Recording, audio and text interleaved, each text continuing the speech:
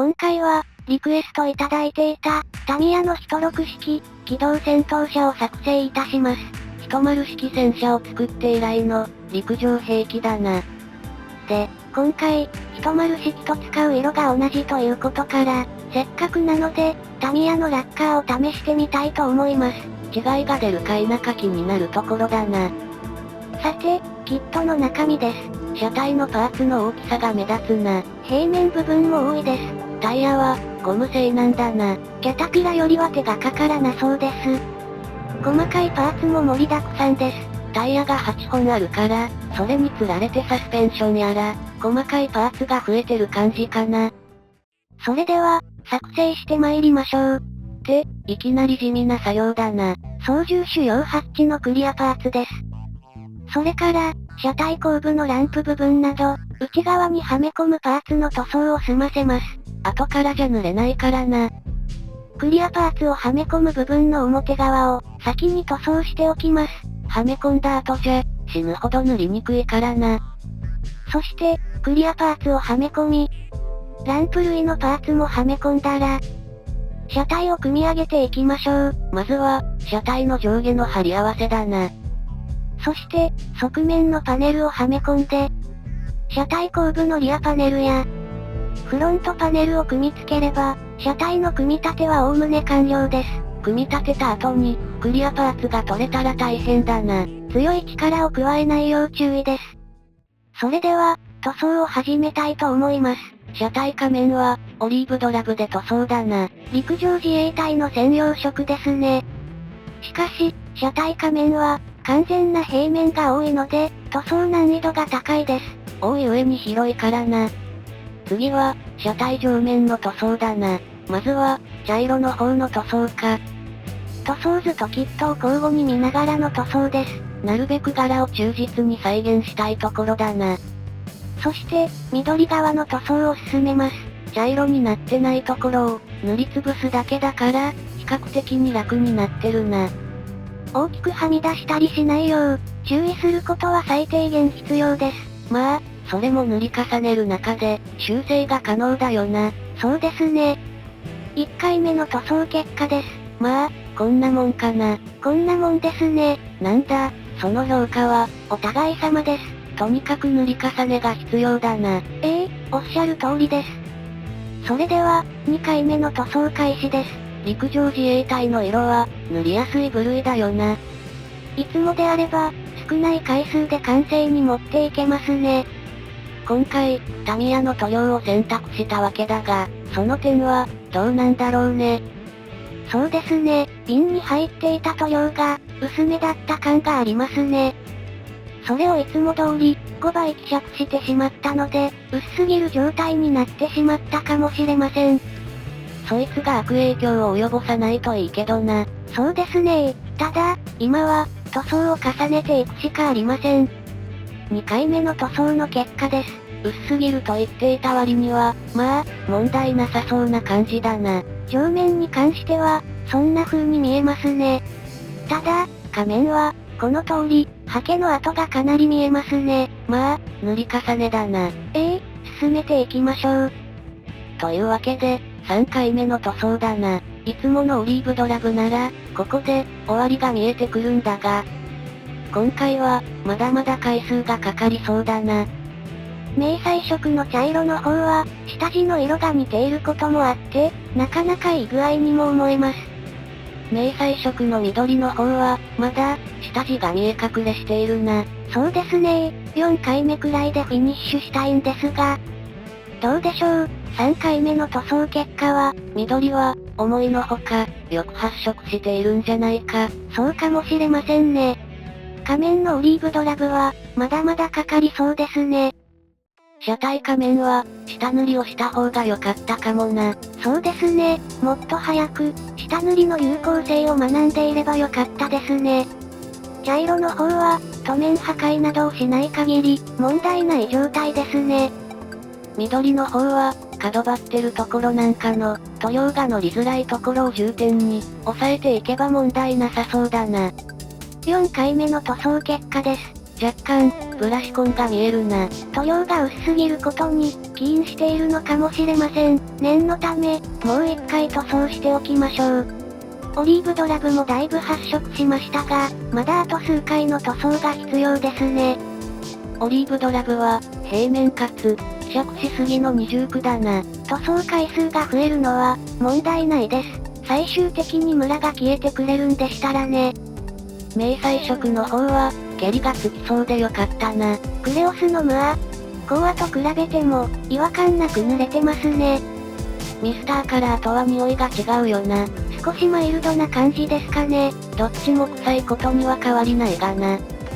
5回目の塗装が終わったな。これで車体上面の塗装は完了です。仮面もだいぶ落ち着きました。一時は、どうなるかと思ったよな。最悪、サスペンションの類で隠れますから。臭いものには蓋かよ。では、新世界に足を踏み入れましょう。その他の部品の塗装だな。主に車体仮面に取り付けるものです。それなりの数があるよな。タミヤの車両へのこだわりを感じました。タイヤが8本もあるからな。必然的に部品点数が多くなるよな。なんで、こんなにたくさんあるんですかね。そりゃ、車体重量を支えるためだろ。タコがモチーフだから8本じゃないんですか。そんなわけないだろう。じゃあ、ニックネームとかになってるんじゃないですか。兵器のニックネームがタコとか、嫌だろ。オクトパスとかならありそうですよ。もっとちゃんとリスペクトしろ。普通に人6式でいいですよ。簡単にまとめるな。通称は、機動戦、らしいぞ。機動戦闘車だから、機動戦、ですか。そんな安直な？お前が言うんじゃないよ。くだらないおしゃべりをしてる間に、だいぶ塗装工程が進んだな。これは、ダンパーの部品ですね。今更申し訳程度の解説か。組み付け工程の前に、泥よけですよね。これを塗装しておきます。組み付け後じゃ塗りにくそうだからな。塗り終えた部品たちです。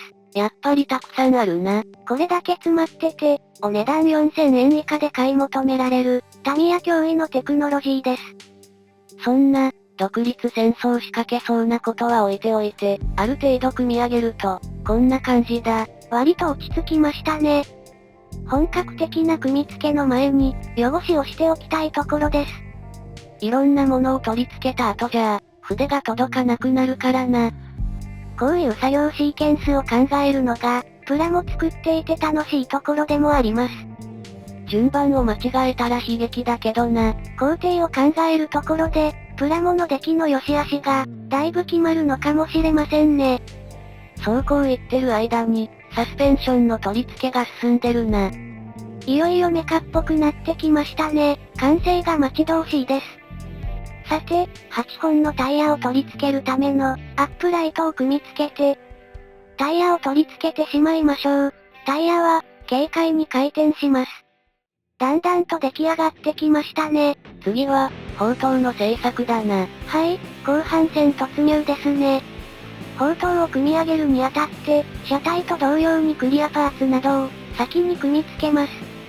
そして、上下のパーツを貼り合わせ、続いて、背面のパーツを取り付け、側面も同じように取り付けます。隙間ができないよう注意だな。そして、塗装を施します。これもまた車体と同じ要領だな。オリーブドラブがない分、車体よりも楽な感じだな。大きさも車体に比べて小さいですしね。車体より砲塔の方が大きかったら、不格好極まりないからな。そうこう言っている間に4回目の塗装です。かなり発色してる感があるな。塗料の濃度も少し上げましたからね。あのままじゃ、さすがに薄すぎたからな。塗装の結果です。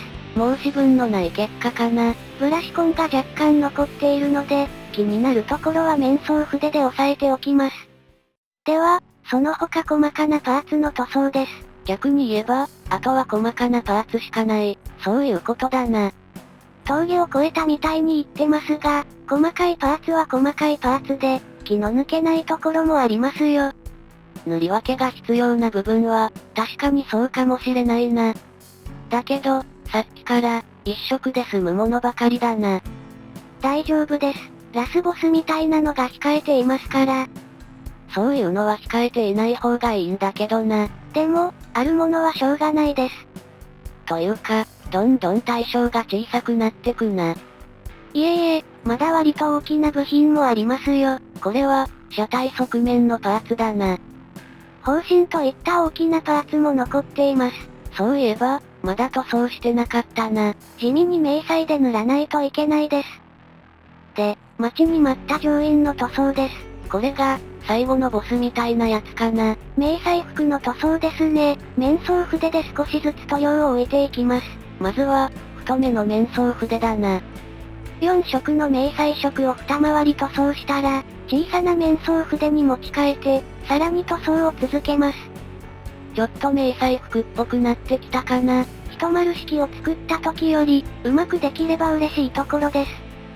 搭乗員の顔面なども、地味に細かな作業ですね。ヘルメットとかの際の部分に気を使うよな。あとは、ゴーグルなんかも細かいです。塗装も細かいが、接着の方が、修羅場だったりするよな。これで全部品の塗装が完了です。車体の部品のことを考えたら、いかに大量だったか、振り返ると感慨深いものがあるな。はい、過去に思いを馳せるのはそれくらいにして、次の工程に進みましょう。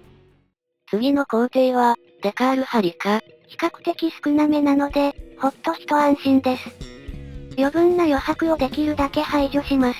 いつもと同じといえば、同じだな。そして、所定の位置に貼り付けます。段差があまりない場所に貼れるから、かなり良心的な位置に思えるな。続いて、墨入れ工程です。パネルとパネルの間の、比較的に彫りが深い部分に、墨入れ塗料を流し込んでいきます。そして、汚し塗装をやっていきます。ミスターウェザリングカラーのマルチブラックだな。今回は、マルチグレーを使うか悩みました。しかし、後で砂ぼこりの汚れを、サンドウォッシュでつけるので、ブラックを選択いたしました。そのサンドウォッシュでの汚しだな。地面に設置してる箇所なので、思い切り塗料をつけていきます。車体仮面についてもサンドウォッシュを適用します。適度な汚れ具合になるよう、拭い取っていきましょう。車体の組み付けの時に、タイヤをつけたのは打足だったな。簡単に脱着できて助かりました。それでは、部品を取り付けていきましょう。まずは、操縦手用ハッチだな。車体のパーツから取り付けて、叱る後に砲塔へと移行しましょう。意外と車体後部にパーツが集中しているな。シャベルや斧、バールなんかの、工具が色々とありますからね。それでは、砲塔側の組み付けです。まず棒順を取り付けて、砲身を差し込んであげます。社長用サイトや、砲手用のサイトを取り付け、砲塔の背後にバスケットを取り付けましょう。こいつは点での接着になるから厄介だね。乗員用のハッチは、開閉できるようになっているので、小さな部品で固定します。M2 重機関銃を取り付ければ、接着剤が必要な作業は全て完了です。あとは、砲塔を車体に取り付けて、乗員2名を登場させれば、全工程が完了だな。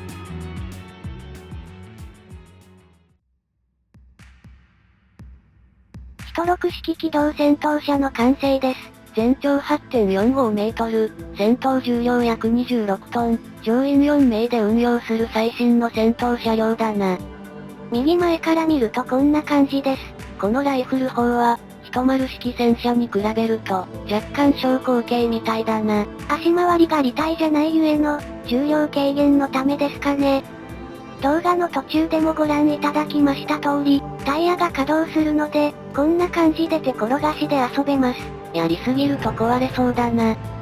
これもまた、途中で述べましたが、搭乗員ハッチも開閉可能です。これも、遊びすぎると壊れそうだ。ブローニング M2 機関銃も、上下に稼働するな。左右には、接着した関係で動きませんけどね。もちろん、砲塔も旋回いたします。車体の仮面は、こんな仕上がりです。前側の4輪は、左右にも稼働します。ただ、各パーツのテンションが強すぎて、シャフトのパーツが破断しそうで怖いな。実は、一箇所折れて継ぎました。細部について、もう少し近寄ってみてみましょう。個人的には、薄汚れた感じが、いい具合に表現できたと思います。乗員は、若干テカりすぎだがな。車両の前側に戻ってみましょう。実は今回、やりきれなかった、痛恨のポイントがあります。